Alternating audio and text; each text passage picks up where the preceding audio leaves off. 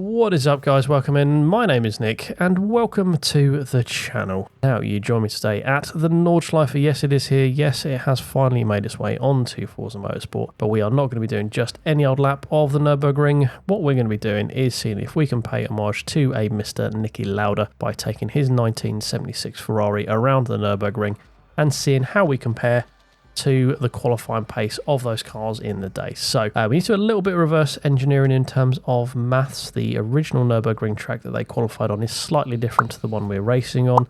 What is now the GP circuit used to be sort of an extra straightaway and hairpin, so we are going to be adjusting it with a little bit of mathematics, so take these results with a pinch of salt. But what I did was work out his average speed over the original qualifying lap, which was just shy of 120 mile an hour average speed, which is pretty damn insane if you think about it. I then scaled that back down to the new 12.9 mile length versus the 14.2 mile that they qualified on, and that gives me an approximate time of 6 minutes and 28 seconds for his P2 in that qualifying session. So that's the number we're looking for. Before we set off, I must make sure that I thank all of my channel sponsors. Thank you so much for supporting the channel here. You do mean so much to me, and yeah, it really helps me out. So as we set off here, this has been the first time I've gone around the Nürburgring in probably the best part of 5 years. I think I might have done a few laps of it in Forza Motorsport 7 if it was in that one. I don't even remember if it was. It's definitely the first time I've tried doing the Nürburgring with a wheel. So picking this old 70s Ferrari, which is not the easiest to drive at the best of times, putting this on the Nürburgring with a steering wheel. Also not doing it in rivals mode, but doing it in free play. So we have got full damage, tyre wear and fuel in this as well. So yeah, really ratcheting up the difficulty in this one. Obviously nothing compared to actually doing the real thing back in the day. Those who know obviously remember 1976 is unfortunately the year that we did have Niki Lauda's accident where he was trapped in his own Ferrari upside down while it was on fire. So yeah, obviously nothing in comparison to that. We're just going to be doing a little bit of fun to see how we stack up, and as you can see, it's been a bit of a learning curve, but after that nice big shunt into the wall, I think we've pretty much got a handle of where we're going to be in this one. So we shall start this one off here. So coming through to one to start the lap, we go, no, okay, no, it's, right, we'll ignore that. So we start off our first lap here, and what I would say would be then to start describing the lap. However, my computer decided to lose all footage. We're coming up over the crest here, and we get a freeze, and it's gone. Anyway, let's try this again.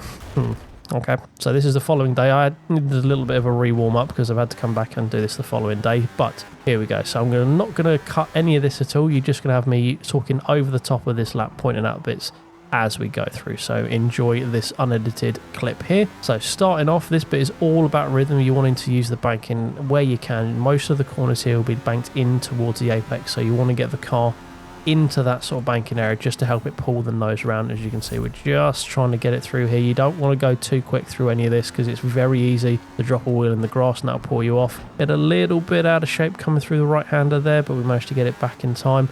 Coming to this bit you want to go slower than you think you would because you want to keep it tight to the right there so you can open up the exit as much as possible as we run up the hill here. So we get a nice 10 rating through the opening part of the lap here. We get a little bit of time to breathe as we go through this fast section. As we go over the crest, the car gets a little bit of airborne, a little bit of lift just to get the nose in. We're back on half throttle just to balance the car out again, and then we're full throttle all the way across this bridge here. So just looking to minimise the total length of the track. You don't want to get too close to any of these curbs on the edge of the track here because they will throw you off. Little bit of a confidence list over that crest there, coming in towards the long right hander, braking all the way down into second, hanging it out wide, bringing it into the apex. We cut that a little bit too close. The car gets a bit twitchy on that curb in there, so now down through the dip, full throttle very easily all the way down here. Not really wanting to take too much curb through the bottom bit here. I do catch it just a little bit, unsettles the curb. There's a big bounce on the outside, lift and coast in third through that bit there, and then we're just going to let the car roll through here, down into second, down to first, let it drift out wide, back in. Want to avoid that curb if you can. We get a little bit greedy on throttle, go a little bit of understeer mid corner. That means the exit's not as great as we wanted, but we still managed to get through in one piece.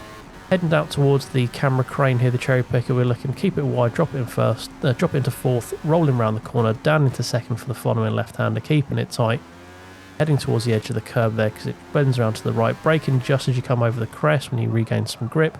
We get a little bit of mid-corner understeer. It does push us wide, nearly going to the barrier in fact, but we managed to hold on to it. Once again, dipping in through the camber there, making sure the car gets pulled round. I treat this more as like a double apex coming through here.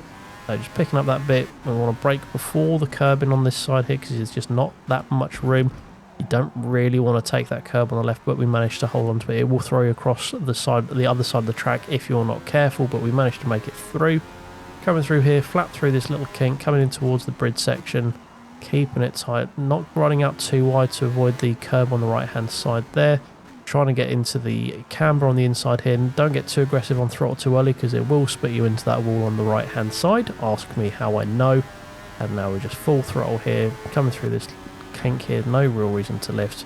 Braking nice and early for this one, holding it in third, keeping it tight. I should really got on throttle a little bit earlier here before the uphill section, so we're a bit slower than we wanted to be coming up the hill. But yeah, it was good. This is all flat all the way up the hill. Now you do want to avoid these curves. A lot of the Nürburgring, especially in this car, you want to avoid the curves because they are very aggressive and they will just throw you off. So I didn't really want to ride those curves as much as I did there. It did unsettle the car. Do pay attention to the wheel. As I say, I'm using this with my steering wheel, so every movement you see on the wheel I am feeling or inputting myself. So coming through the top of the hill, kink on the left side, we're just going to drop down fourth, full throttle to keep the car nice and balanced. I should have switched up to fifth coming through this bit here. We do it a little bit too late, revs drop a little bit too low.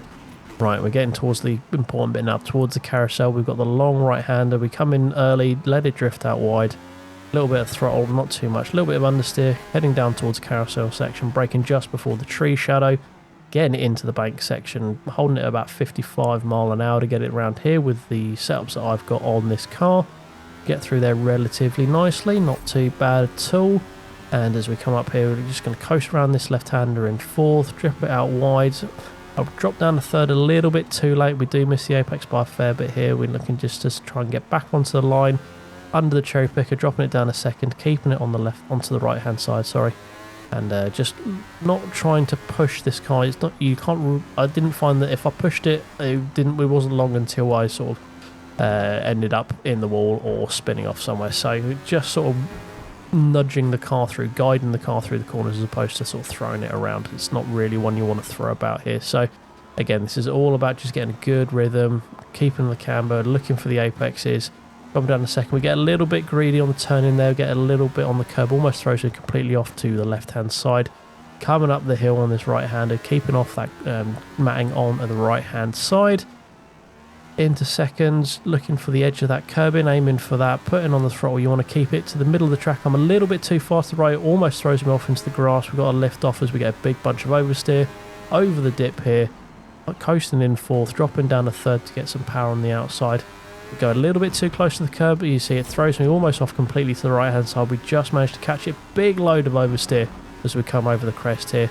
And just watch how much this wheel is switching through this fast section. This is very, very bumpy section here. I'm just trying to keep it in a straight line. Full throttle, almost up to 170 mile an hour. Coasting it through here into third.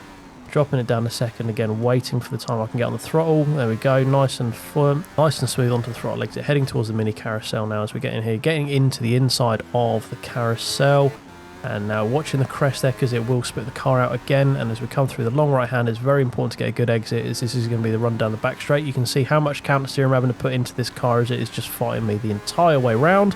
We get on the throttle nice and early on fourth as we come out of here, and we're just going to be a nice, easy, the only bit of a breather really you get on this entire lap other than the uphill section. And we're just looking to see, and we're just going to be running down this one here now. All we've got is about 5 or 6 corners left to go. Just waiting to make sure that we pick up our braking points correctly.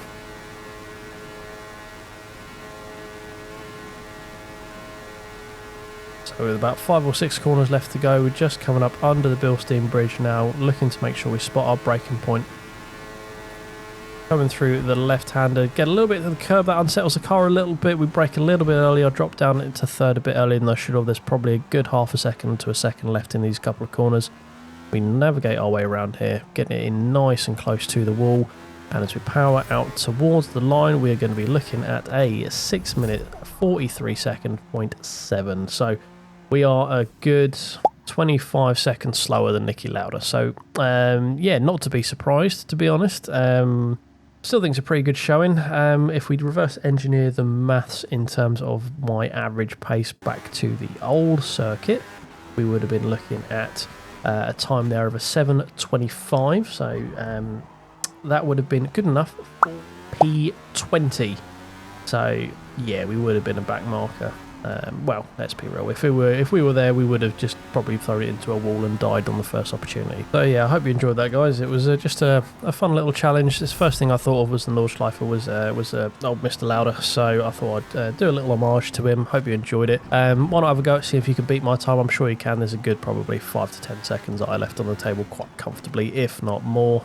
But yeah, I hope you enjoyed that. If you did, drop me a like, leave me a comment, and do please subscribe for plenty more videos in the future. And I will catch you in the next one. Cheers.